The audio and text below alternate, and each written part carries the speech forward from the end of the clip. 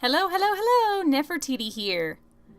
Today I'm just going to have a quick little video that's going to talk about how to paint water. Since a good friend of mine was asking about it and I figured, I got a little bit of time and I needed a warm-up to do in the morning, so water tutorial it is.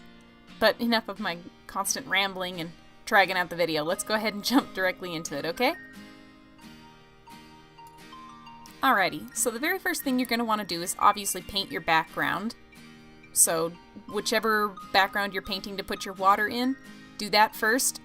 And then when it comes to putting in the water, try to imagine the horizon line, which you can see here I level off the canvas right on the top of the water there, so that I'm able to look at it more clearly and it just wraps around this slice of land. I did kind of like a bigger overview of the island kind of deal that I was doing here. Like I didn't want to sit super close to the water so that you could see all the details at a glance.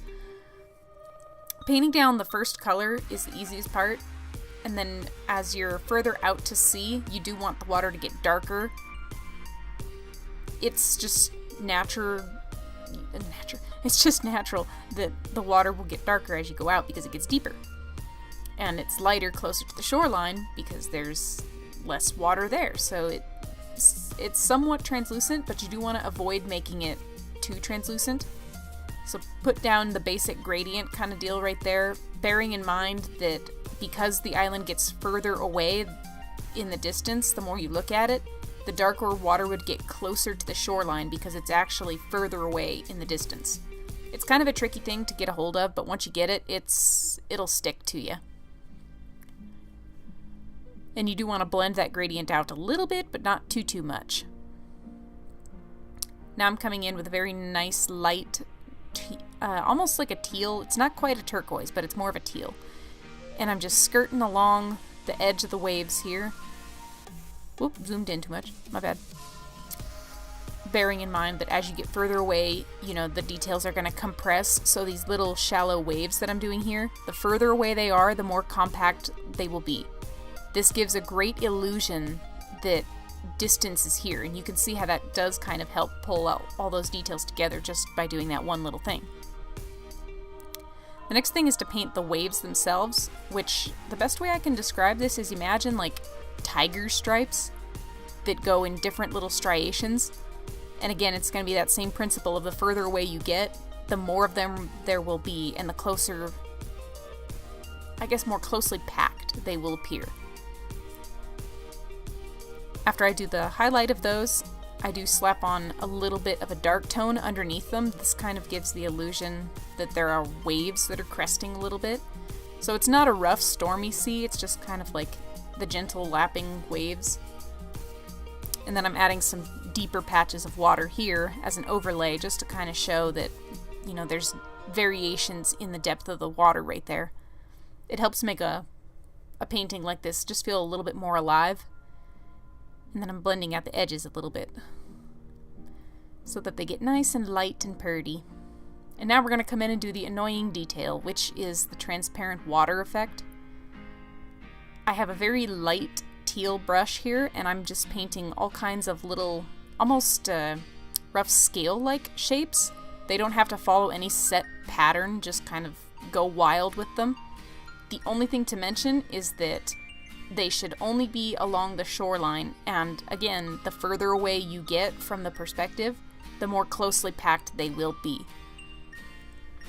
It does get ridiculously hard, so make sure that you're changing your brush size accordingly as you go, and just go to town on it. It is very time consuming, so have patience, but the intended result at the end is just phenomenal. It looks so cool. I do wish I would have done them a little itty bit smaller when I started out, but, you live and learn.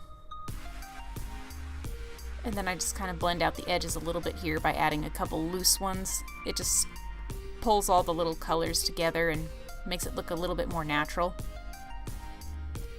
And with those done, now we have to come in and do the secondary detail, which requires the brightest teal you can possibly do.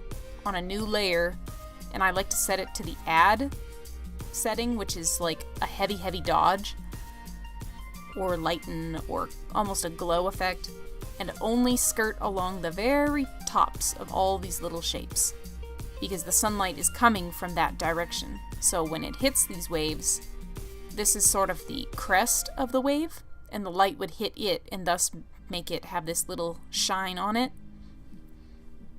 It's definitely a stylistic choice. I highly recommend looking at photo reference if you're trying to paint water and make it look super real.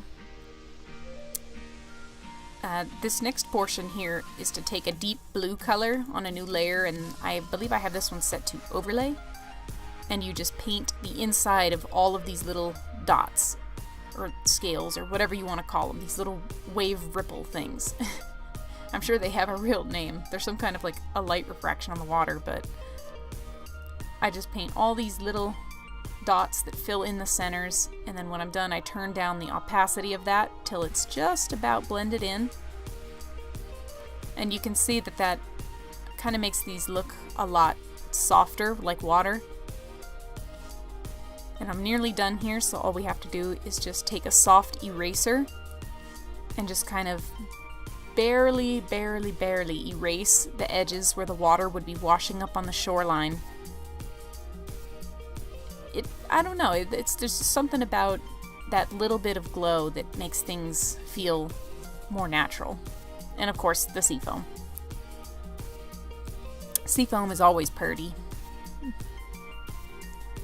You definitely don't have to do it if you're going for much more gentle waves. I personally like it. I feel it helps to blend all my details together. But definitely give it a shot if it's something you want to try. And don't forget to add the reflection of the sunlight on the water, because water is beautifully reflective.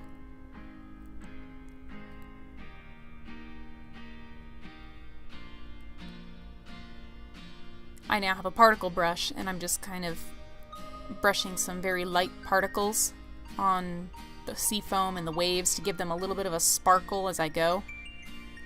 I was going to try to make the light a little bit intense right there, but I thought it was just too much for that, so I went ahead and wonked it out. But it's literally as easy as that.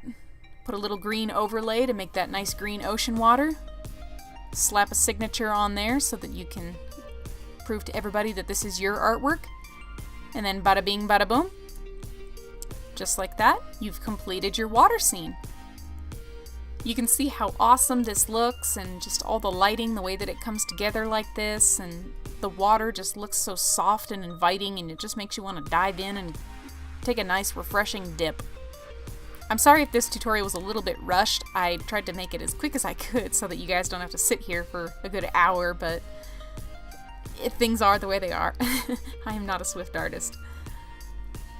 But thank you for watching this video. If you found it helpful, please leave a like. It shows me that it worked good for you. If you have any tips or suggestions for videos that you'd like to see in the future, or something you'd like to learn, simply leave a comment and let me know. You can also contact me on any of my social media accounts, which I will pop on screen now for you. And I am now on Ko-fi, so if you feel like supporting my artwork, please feel free to donate any amount on Ko-fi. All proceeds go towards food and water and not dying, so it's definitely appreciated.